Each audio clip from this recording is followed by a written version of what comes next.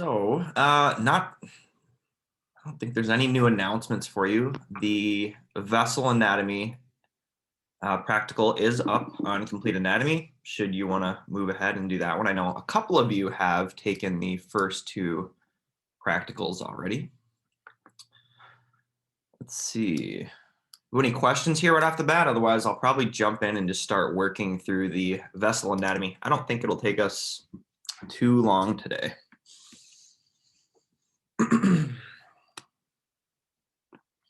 All right, let's get started then.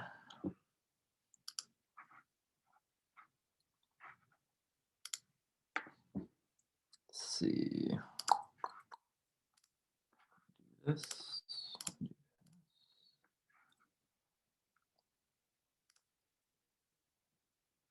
All right, we're all good to go. You can see my screen okay?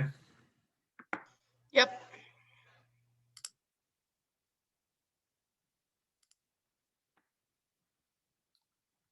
I'm gonna get a good pen here, something other than red that's gonna give us a little contrast. All right, so as I said, we're gonna work through blood vessels and circulation today. This practical is up and ready to go for when you feel confident. So we'll start off looking at the arteries of the body. These are typically going to be shown in red, depending on what source you're looking at, but typically that is red. And arteries are going to be found deeper within the tissues. And I think relatively here we're talking about compared to some veins. So arteries, red and found deep. With arteries, the left and right are typically mirrored. So for that reason, you will only need to be able to distinguish between right and left should there be a discrepancy, like the left side is different from the right. Otherwise, it's just mirrored anatomy, so you wouldn't have to differentiate right or left. These vessels, both arteries and veins, they're going to be named by the body region where they're found. So let's see. For example, we have the brachial artery, the brachia being the upper arm. They can be named near an organ where they're found. Here we have the renal artery, renal being kidney, or proximity to a bone. So for example, the radial artery, because it's proximity to the radius of the forearm. We also see that the names, they tend to change when branching or splitting occurs. So for example, let's say we got one artery, it's artery A, and then it's going to split to artery B and artery C. So because of that branch, that split, we would see different names for those arteries or vessels, whichever we're talking about, veins as well.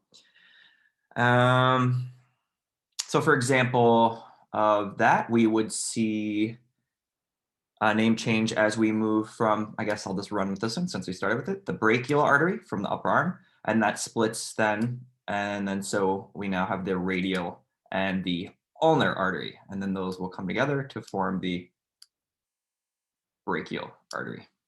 Okay.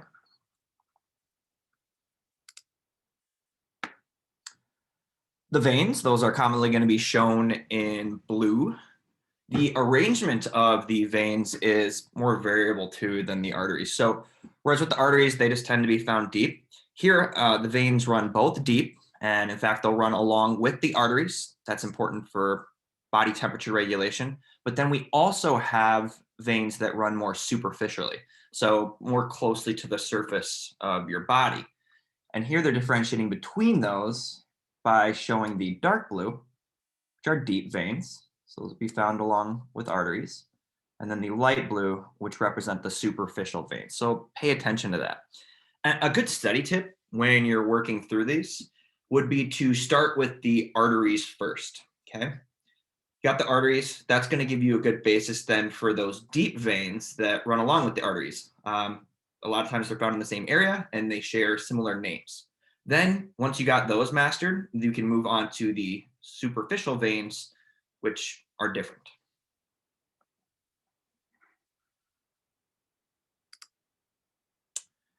Let's start with the arteries then today. So it's going to be important to pay special attention to your list of structures. That's up on Canvas. Go ahead and print that off because you don't need to know everything that we're showing you within here. I'll work through a few of the ones that you do need to know. So let's start at the beginning then, which would be the aortic arch. So coming off of the heart here with oxygenated blood that's being pumped out. So at the aortic arch, we then branch in 3 different directions. 3 arteries branch from here. The first major branch is the brachiocephalic. Okay, so we can see here we're coming off the aortic arch, and here's your brachiocephalic. And we break that down, we kind of know where it's going to go. Brachio, remember that means upper arm, and cephalic means head. So this supplies the right side of the body only. We can see we're going off to the right, and it splits into the carotid. So we'll go up here. Brachiocephalic splits into the carotid, the right common carotid. And that's going to bring blood to your brain. And then we're going to split as well into the right subclavian. We can see that runs underneath the clavicle, hence subclavian, beneath the clavicle. Okay. Another branch we see off this aortic arch then is going to be to the left side of the body. So we're going to have the left common carotid, goes up to the head. And then we also have the left subclavian. And they're doing a terrible job of showing it here. And that would go under the left clavicle.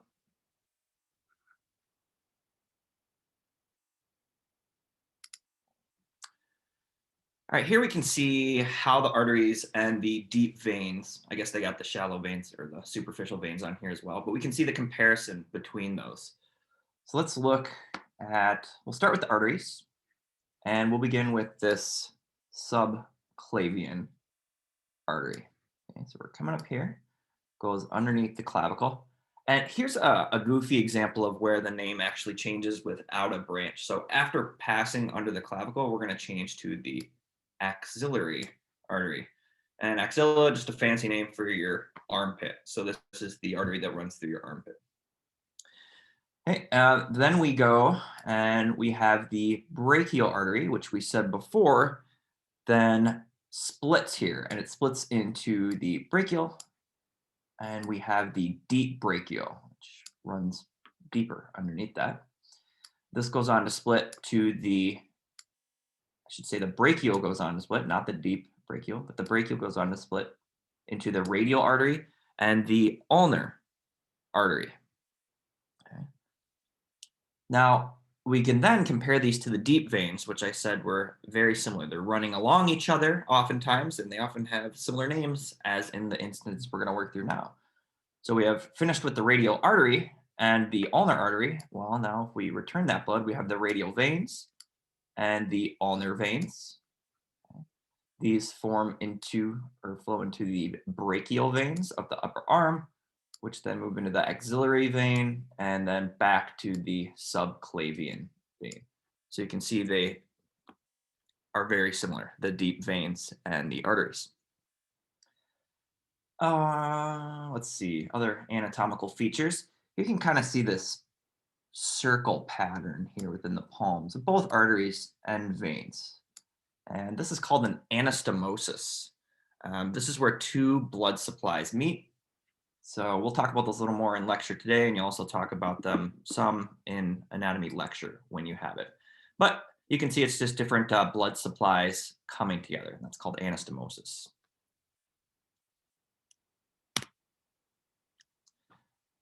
All right, so then there were these light blue superficial veins that are being shown. And you can kind of understand why now it's easiest to learn the arteries and deep veins first, because these superficial veins are going to have different names and be located in different areas. Are there any phlebotomists within our group today? I know that's sometimes a common job for college students, work at a plasma donation center. Well, if there are, one of them you may be very familiar with is going to be the median cubital vein. So this is a superficial vein, and this is where they tend to draw blood. So, put your arm out, pit there before the round, and then they'll stick you in the median cubital vein. That doesn't work. Some of the other common ones they head for are the more medial basilic vein, okay, or the more lateral cephalic vein. Also common for blood draws. The last thing I want to point out on this slide is we can see here that unlike the arteries, our brachiocephalic veins are mirrored here. So we can see mirror images of one another.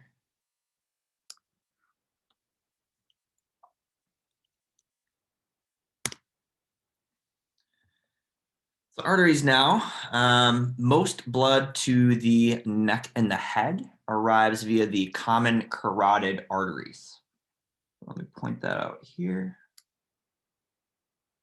And you know this as where you take your pulse.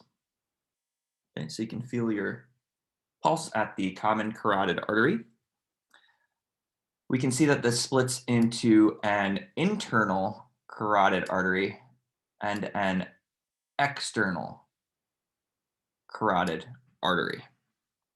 So the internal, more posterior and supplies areas of the brain. And then the external, shown here, is more anterior and supplies the neck and the face. What else do I want to point out here? Oh yeah, this is a cool one. Another one to point out would be this vertebral artery. So we can see here that this runs through the transverse foramina of the vertebrae. So remember those holes within the vertebrae? So that offers a lot of protection for this vertebral artery, easy one to remember because it runs through the vertebrae. And this supplies the brainstem and the cerebellum. So that added protection is really helpful, right? You got those basic life supporting functions with the brainstem. Okay. I should also point out, we've had these complete anatomy links on these slides. You guys are used to that. Here we have an inferior view of the brain. So if we're to take it and then flip it upside down, this is the underside here. And we'll see our vertebral arteries that I just talked about that supply the brainstem coming in here. And these will fuse together to form the basilar artery. And these are going to project forward to join all these other vessels here in another instance of anastomosis. So we said that's where a bunch of blood vessels come together and share a common blood supply. So this is, well, at least it's referred to on your structure list as the circle of Willis. And you can see it forms this, structural circle here of different vessels. And you are responsible for knowing some of these. So for example, we can see the internal carotids we just finished talking about here. So that's where they would come in. And those internal carotids are going to branch to the anterior, so forward cerebral, supply the front part of the brain. And they're blowing that up for you over here as well, anterior cerebral arteries.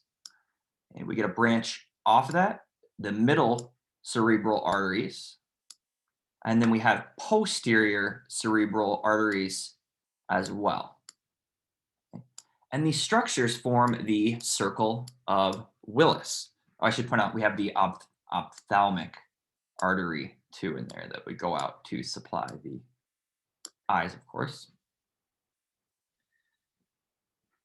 So what's the point of having this anastomosis or this circle of Willis? Well, it's going to allow blood. Let me change my pen to demonstrate this point for you. Maybe I'll make it black. So the circle of Willis allows blood to flow across the midline of the brain if an artery on one side is occluded. So let's say, I know I've drawn all over this, but let's say we get an occlusion right here. Then how is blood going to get to that area? Well, this circle of Willis allows the blood to move around and then access the area of the brain that would have been occluded. So it's like this fail-safe or this safety valve function for the brain, allowing collateral circulation if need be. blood is, or the brain definitely cannot go without oxygen for very long at all. This is just another view of that circle of Willis. So here you have your vertebral arteries coming in. I know it's a little convoluted, but it's there. Okay, cool. Here is another structure that you're actually previously familiar with. So these are the dural venous sinuses. And we've talked about them in regards to CNS protection. So those dural venous sinuses, that's where that excess cerebral spinal fluid is going to drain back into the blood. It's the space that was between those two layers of the dura mater, that outermost meninges layer. So the venous blood of the cranium drains there as well. And so we have these sinuses here between those two layers of the dura mater. I guess my black pen is not doing us justice here, but you don't need to know all these individual sinuses here. You just need to know this collectively as the dural venous sinus. Okay, so this whole structure that is shown here.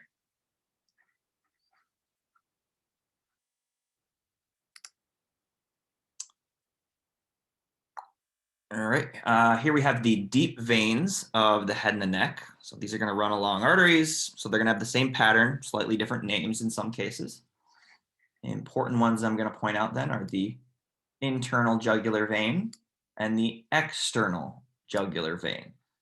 So we can see that the internal is deeper, more internal. It's running deep to this external. Cool fact, with congestive heart failure, this external jugular vein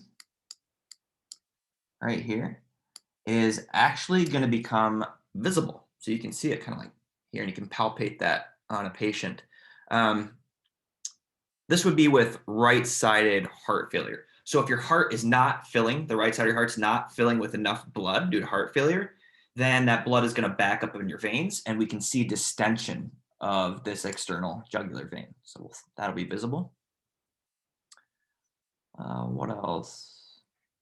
Here we can see the vertebral vein, just like the vertebral artery ran within that transverse foramina. This is going to run right along with it.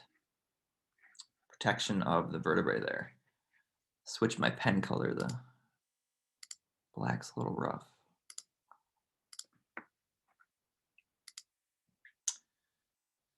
All right, if we take a look at arteries now, and we work our way down from the upper part of the body, so we can follow this descending thoracic aorta, because we're in the thorax, and then when we pass through the diaphragm, that's going to become the descending abdominal aorta, because we're within the abdomen now.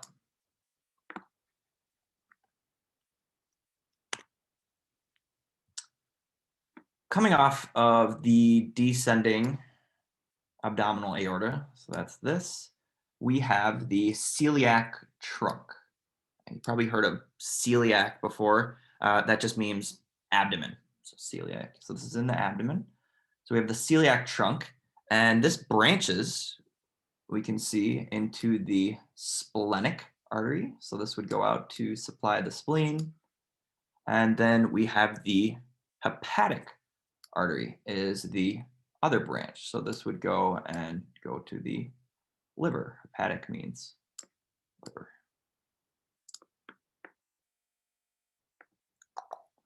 And then we have, these are pretty easy, the superior mesenteric artery and the inferior mesenteric. So inferior because it's below, superior because it's above. And those supply the intestines with blood.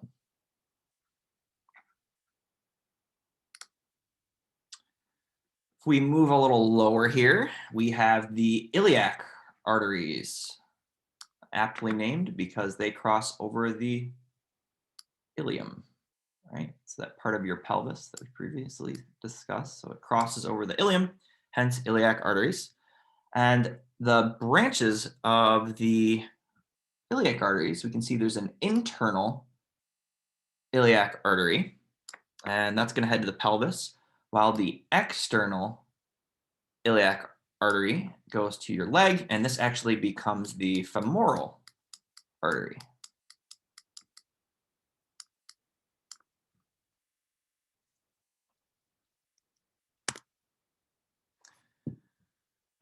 If we look at veins now, I do want to point out a couple examples where the vessel anatomy is not mirrored. So here's one of those. This is going to be called the azygous system. So azygous just means without a pair. And that's because since these structures are not mirrored, they're not an identical pair, hence azygous.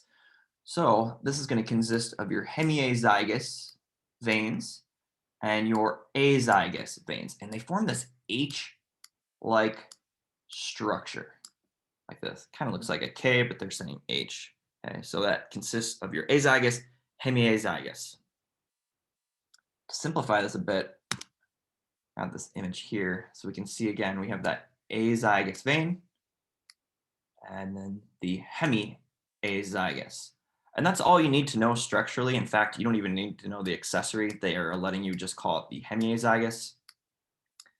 And what you do need to know with those is the hemiazygous goes on to the left posterior intercostal veins, while the azygous goes to the right posterior intercostal veins. Remember, costa means ribs, your costa. So it's going to that area of the ribs.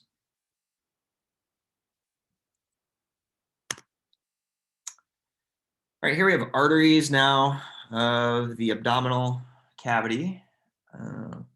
These are fairly straightforward. Supply the internal organs. Students typically don't have any issues with these. But I do want to point out the hepatic portal system here. This is a network of veins that's going to transport venous blood from the digestive organs and the spleen to the liver.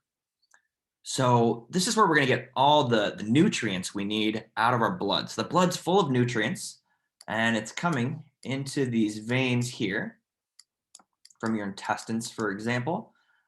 Intestines.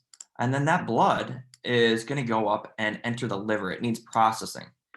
And it enters via the hepatic portal vein. Okay. So that's going to move into the liver. And we'll talk about specific hepatic function within lecture. And then after processing of that blood, then it's going to exit via these hepatic veins. So don't confuse these hepatic veins with the hepatic portal vein. So portal goes into the liver, and then hepatic veins exit the liver.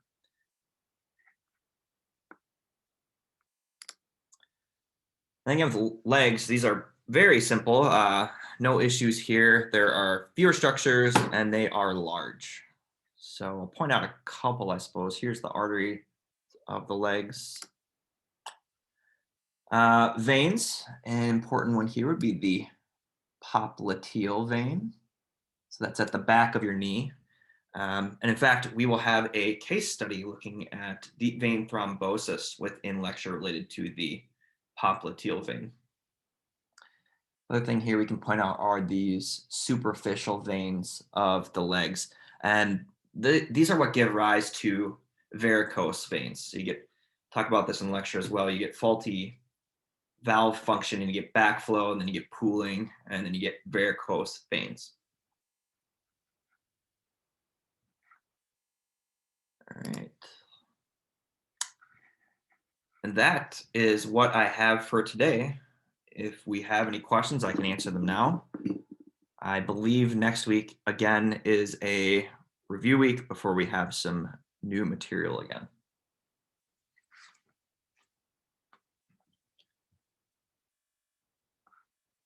Thank you. Well, if that's it, I'll see you next time. If you got some questions, you can stay on with me here. I'm good on questions. Thank you.